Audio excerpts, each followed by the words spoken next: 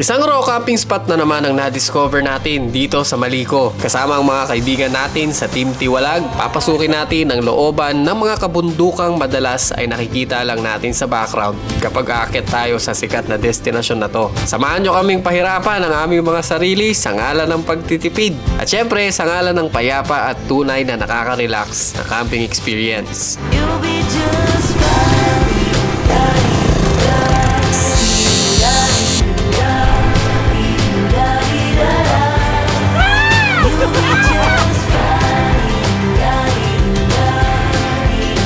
Welcome sa Istokwa, ang kwento ng mga budget meal adventures. Back to Maliko tayo. Isa sa mga favorite spot natin na puntahan at pagcampingan. This time, kompleto na ang Team Tiwalag. Well, almost. Isang member lang hindi kasama, si Lakotserong artist rin ang kaso. Itong spot na pupuntahan namin ngayon, dati na nating napuntahan. Nadaanan pala pero hindi napagcampingan. Nung nag-backdoor kami ni Eli Motor, gamit ko pa yung ating PG1 na si Purgas. Medyo sinumpa natin yung experience. Pero masaya yun at medyo nagbabalik ang memories, ang feeling, ang struggle, ang stress, ang exhaustion. Pero this time, dahil meron na tayong pangbundok na motor, hindi na tayo mahihirapan. October 31, maraming biyahero sa Maliko. Pero buti na lang tayo dito ay may alam ng mga raw spot. Hindi tayo makikipagsiksikan sa mga nagbabakasyon. May mga private campsites naman sa Maliko. Kaya lang bukod kasi sa vegetarian kami, alam namin na kapag holiday ay siguradong crowded ang mga campsites. Na iniiwasan namin dahil may chance na may makasabay na outing ang pinunta at hindi camping. Yung mga kung mag-ingay ay parang nirentahan nila yung buong campsite at wala silang ibang kasama. Bangungot talaga yung ganong experience. Kaya mas pinipili namin na raw camping na lang kahit mahirap puntahan yung mga location.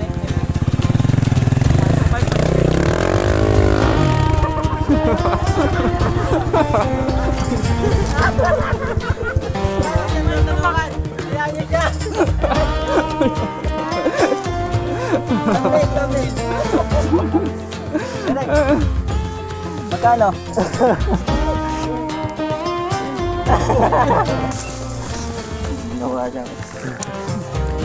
Sino pa yung naka-M? Hiya-hiya. Okay lang yan. Totoo nga yung sinasabi na nasa rider nga talaga.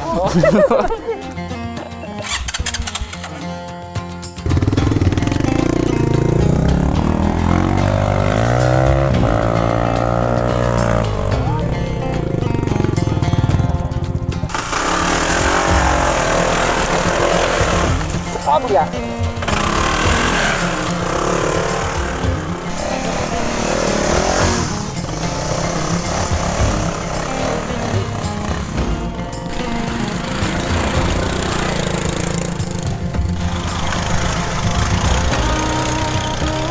Sabi ni Eli, warm up pa lang daw yun. At pag sinabi niyang warm up pa lang, naniniwala ako sa kanya.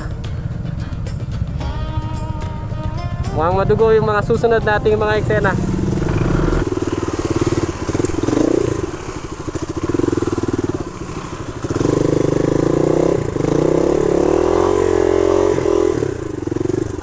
Buti na lang, hindi tayo nag-ADB. Kala ko dito mag-ADB. Natatakot ako dun sa camping spot namin. Natatakot ako sa mga niknik. Dito pa lang, ang dami na. Good luck. Mga niina lang yan ni Melvin.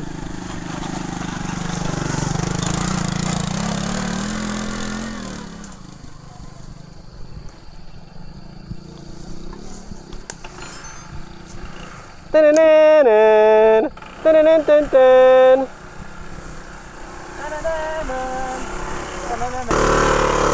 Up, itama mo muna yung kulong, bro. Okay, may ano doon, oh. May roots.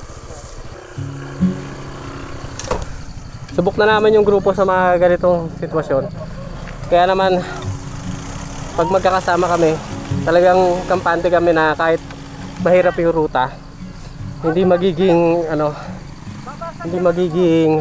traumatic experience sa mga kasama yung biyahe, yung mga kasamang naka-scooter, ganyan. Kasi alam naman namin na pare-pareho kaming concern sa isa't isa.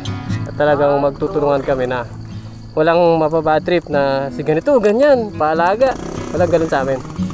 Kaya huwag kayong mag-alala. Kahit scooter yung dala ng iba sa amin, hindi namin sila dinidiscourage. Kami pa yung nagtutulak na ganito yung mga tirayan naming ruta. Yun lang yung motor na meron eh. Bakit kayo magpapapigil sa ano, di ba? Sa kakulangan ng resources kung gusto niyo mag-adventure at kung willing naman kayong isabak yung mga motor niyo sa mga ganitong klaseng ruta. Why not? Pera nyo naman yan. Pera naman namin to. So happy lang.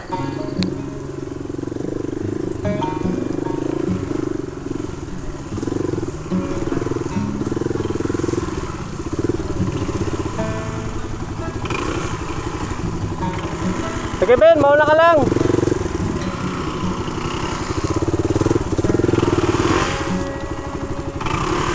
Op, baba ka ulit, dos. Baba ka ulit, tapos buwelo. Atras ka pa. Sige pa. Kaya pa. Okay, kung kaya pa, atras mo pa. Yo.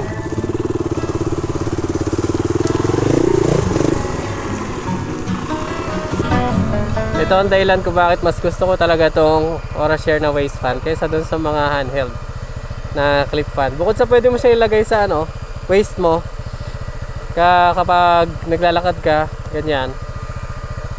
Pwede mo rin siyang isabit sa ano mo, sa kwelyo ng damit para nakatutok siya sa baba, sa torso mo.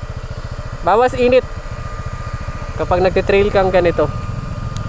Para presko ka sa trail, bawas pagod. Kasi pag sa waist, yung suction niya naharangan ng damit mo eh. Kaya hindi siya ganun ka-effective. Mas maganda pag sinasabit sa kwelyo ng damit pag nagmamotor ka. Versus dun sa handheld, hindi mo siya magagawang ganito. Yung may ano, hawakan. Mas okay talaga tong ano, waist fan. Sa pin comment, nandun yung link nung pinagbilang ko nito. O kaya sa mga products niyan sa screen. Yun, diretso yun sa Shopee kung saan ko ito binili. Unang beses kong nakita na sumuko ang motor ni Eli Motor. Doon ka sa kabila. Kapag ganyan na, ibig sabihin, nahihirapan na rin kami. Sumuko na yung motor ni Eli.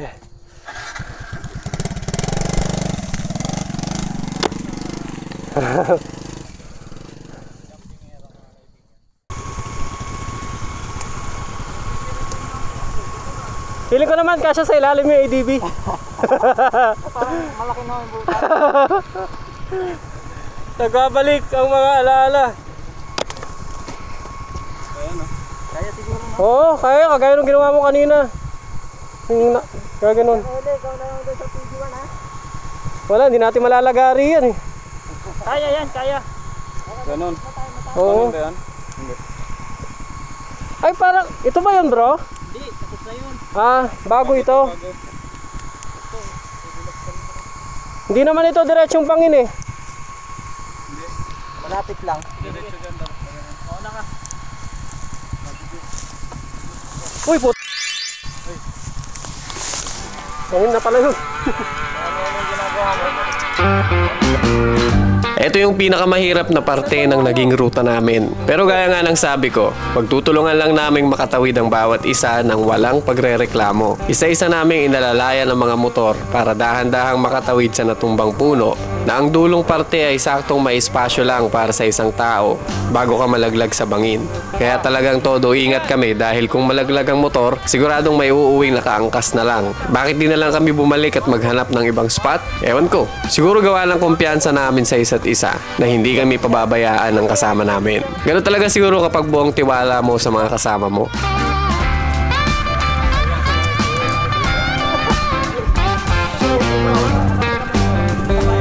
Ano sayad na? Sayad na. Oo, dito ka sa kanila. Okay. Good.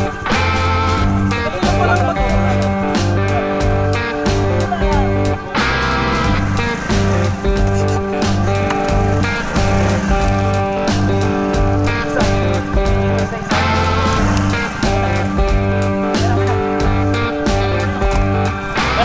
si Melvin.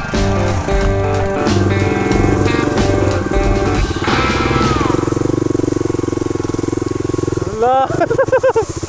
Sana papunta to.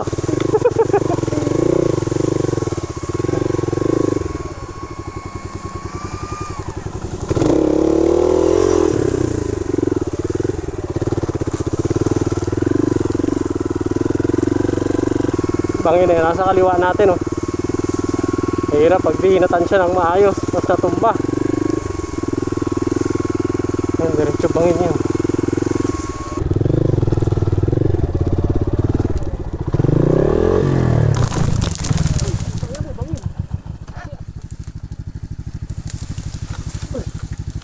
Wah, makatakot gumalaw, baka matuluyan tayo. Di ba makatayo, Bin? Sige, tapakan mo lang pa ako. Woo! Thank you. Oh my goodness.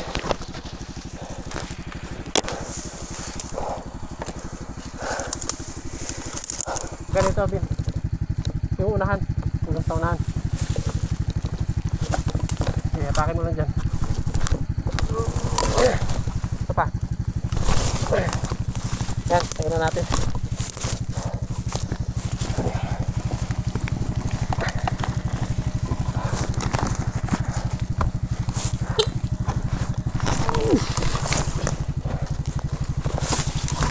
Okay.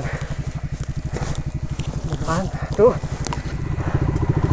Ay. Ito na lang, nandito si Melvin, tagapagligtas.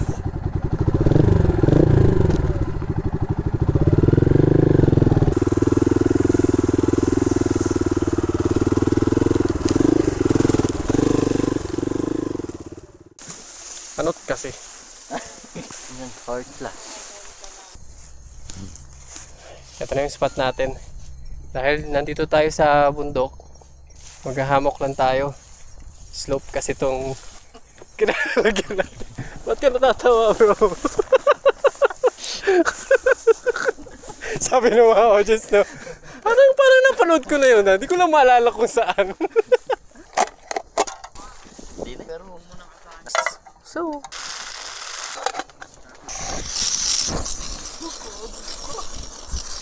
ihaw mo yung kanya-kanya muna kami ng mundo habang tayo ay nagsasaing. Ayun sila, dos iba sasaing na din. Tayo nga kami ni MJS. Kami ang pinakatamad talaga sa Team Tiwala. Ngayon natin naman talaga eh. Hindi na nagluto. Ka na lang, nagkukurap na lang sa mga pagkain eh. Ayun nga pala, kapag nalagay kayo sa ganitong sitwasyon, yung hammock nyo ay sumasayad sa isa pang puno kasi wala talaga kayong choice, may tatama ang puno. Maganda na meron kayong extrang paracord. Yung paracord na yon, tatali nyo sa carabiner nyo, tapos pangbatak nyo siya para yung inyong hammock mahatak niya palayo sa punong sinasayaran niya, kagaya ng sitwasyon natin ngayon. Maganda yung ganyang paracord. Isang roll siya nung binili ko. Lagay ko sa description yung link. Matibay talaga. Yan, para hindi ako sumasaya dito sa puno. Wala talagang ibang option eh. Kapag nilipat ko naman kasi ng puno yung ating tree hugger, haharang siya dito sa common area namin.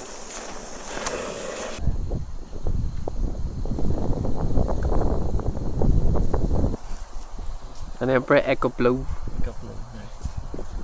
Sa kang taksil kung yung kailan lang naka-bluetti ka. Ngayon naka-eco-flow ka naman. Pag mga ganyang vlogger, huwag niyong paniwalaan. Papalit-palit ng brand. Ako Gojodok pa rin talaga. Ayaw ng Orashare. Ay, mga typical na vlogger na bayaran yung mga ganyan. Kakapulog na ng bluetti, ngayon eco-flow naman. Pero nakakaingit na direct. Alam mo magkano yan?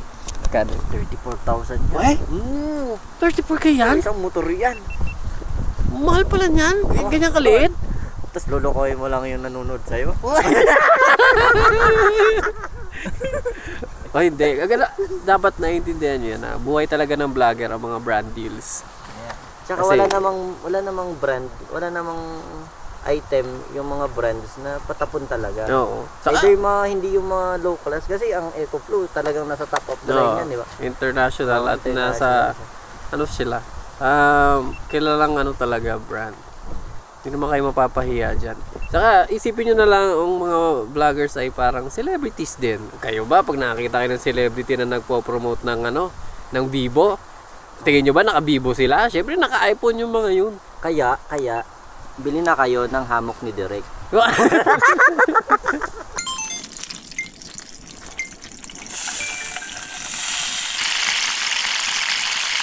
Galing tayo ng vegan. Nung last week lang. Hindi ko alam kung anong maunang upload, yon o ito. Pero basta lang galing tayo ng vegan kasama ng family sa friends. Nakakotse kami, nag-tour kami sa Ilocos. Yung mga pro camping din na naganap. Kaya meron tayong baon na ano ngayon. Vegan longganisa. Kinakain to? Hindi, pwede yung kainin mo eh. First time mo Direk. Nakakawala din yung mga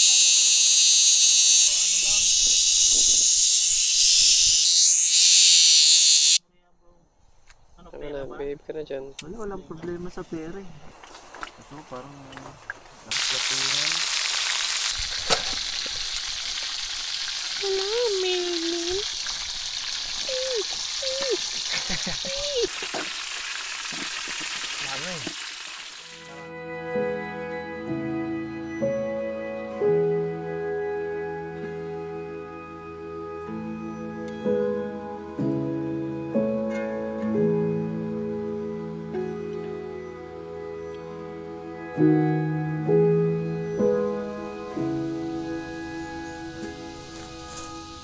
Maga tayong mag-pack up dahil meron pa kami isang spot na pupuntahan. Magano na tayo, boots. At syempre, bilang responsible camper, iuwi natin yung ating mga trash. O nga pala, may nagtanong nitong ating sandal. Kasi lagi ko nga nababanggit. Siguro first time viewer si sir. Meron ako nung sandugo, pero ang tigas nung kanyang mga ngipin sa ilalim, kaya pag madulas na bato, basang bato, madulas. Na-experience ko to, nahiram ko sa kaibigan nating may-ari ng campsite, sa Camp Johnny Hoy. Ang ganda ng kapit niya, kahit na siya ay manipis na yung nahiram ko, maganda pa rin yung kapit niya sa basang bato. Kaya bumili ako ng para sa akin. Mura lang siya. Pag mo lang talagang aasahan na pang siya, hiking, light trails lang. Hindi siya pang matagalang hiking. Kasi mamurahin eh. Sa description kung kailangan ninyo. Ito yung view ng camping spot natin ngayon, yung Pangasinan. Malaki tong view na to ng Pangasinan. Tapos kagabing ganda ng yan, city lights. At yung Maliko, ito lang nasa ibaba lang. Yeah. Yun. Actually hindi yung Maliko. Kasi yung Maliko barangay yun, doon pa sa taas yun eh. Kalsada papuntang Maliko. Kaya medyo dinig yung mga sasakyan. Pero okay lang. Kung hindi lang sana mahirap yung daan kagabi na wala yung malalim na kanal, pwede pa namin idiretso hanggang sa may pine forest na medyo malapit na dito. Pero medyo napagod na eh. Pero hindi dyan matatapos yung ating adventure today kasi meron pa kaming pupuntahan na isa pang spot na malapit lang dito. Kagandahan talaga pag may mga nakakasama kang mahilig maggalugad ng mga raw spot. Meron tayong problema, yung ating drone ay paubos na ang battery. Buti na lang yung mga kasama natin meron dalang power station. Bluetti power station. Pinakamaliit na Bluetti power station na nakita ko. Pang talaga. Moto campers gaya natin. Ano to? Elite 10. Ang dami niyang saksakan. Bukod dito sa USB na saksakan ng mga gadgets. Meron din siyang outlet na 30 watts. Pang-appliance. Galing. At dahil may app si Bloetti, pwede mo siyang i-boost. Kapag yung isasaksak mo, kailangan ng mas mataas na wattage. Pwede niyang ma-accommodate or ma-power up. Ganito kaliit lang. Rice cooker na maliit. Na-try ko dito.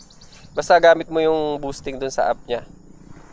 Well, pero downside, syempre, mabilis siyang malobat pag mataas yung wattage. Pero point is, pag emergency lang talaga, power station. Pero kung mga gadget lang, okay na, solved na. Sa ganitong klaseng Bloetti. Moto campers, car campers, ganyan.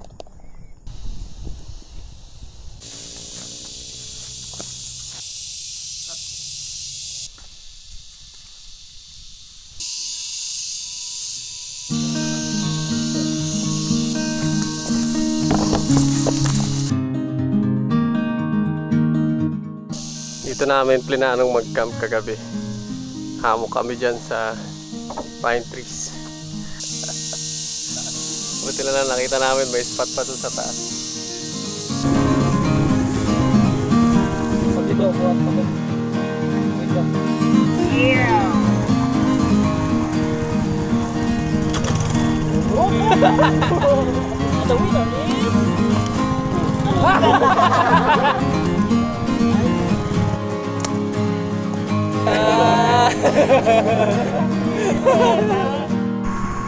Jackpot mga kaibigan.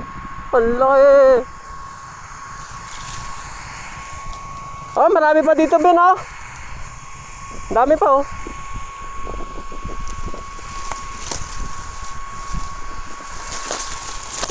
Yeah.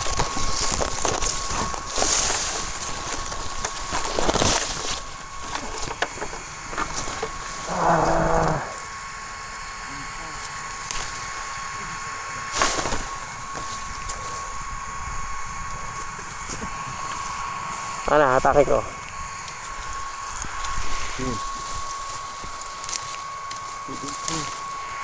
Ito pa, isa pa. Hindi yan, puro butas na ito, oh.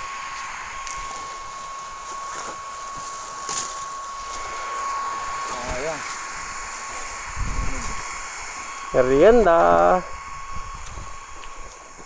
Hiking ulit. Yan, slide eh. Napalipa rin mo. Grabe lang slide dito. Buti na lang talaga. Good decision na nag-switch tayo sa hiking bag. Maganda pa yung pwestuhan banda ron, pero okay na dito. Para yung liguan namin, ayan, malilim. Napag-spot na rin pala tayo dito dati yung ating solo moto camp na nire-upload natin last week. Hindi na ako pumayos sa banda ron.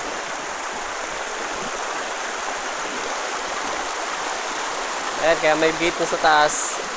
Gawa ng mga baka na yan para hindi sila makalabas. Pero hindi yun para walang pumasok. Sa nagtanong pala kung na-try ba namin yung katol. Oo, na-try na namin. Ang problema sa katol, pag mahangin ganito, useless na siya. Tinatangay lang ng hangin palayo yung usok. Pwede siya sa area na walang hangin. Eh, madalas yung spot natin mahangin eh. So, kailangan talaga malaking source ng usok. Kagaya ng pasiga. Yung namang mga spray na may ingredient na DEET, may nag-suggest din kasi nun. Effective siya sa lang eh. Specific na variant ng niknik eh. May mga niknik na hindi tumatalab yung yung spray na may DEET. So, ito na lang. Long sleeve at leggings ang panangga. Puto by Eli Motor. Moment of truth. Wow! Parang sinabawan ah. Tikman nyo. Kuha kayo kutsara. Wala kutsara. Yan o. Pwede yan. Tikman natin. Ba't may malagkit na kanin? Malakit yan. Di kanin yan. Pahiram ako bro. Rice yan. Parang lang lugaw na natuyo eh. Oo. Oo. Ay, ganun talaga yan bro. Pero ganyan talaga siya mamasa-masa. Mamasa kasi di ko na sinubraan sa apoy. Tikman na natin. Masunog. Basta gawa ni Eli, sigurado namang yan eh. Mahirap kainin. Mahirap sikmurain. Parang masarap nga. Ano yan, luya? Oo. Ay, gano'n. May luya siya. Luya. May luya. So ano talaga siya, no? Lugaw na natuyo. Parang ganun. Kulang na ng chicken eh. Mukhang lugaw yan. Amoy medyo luya.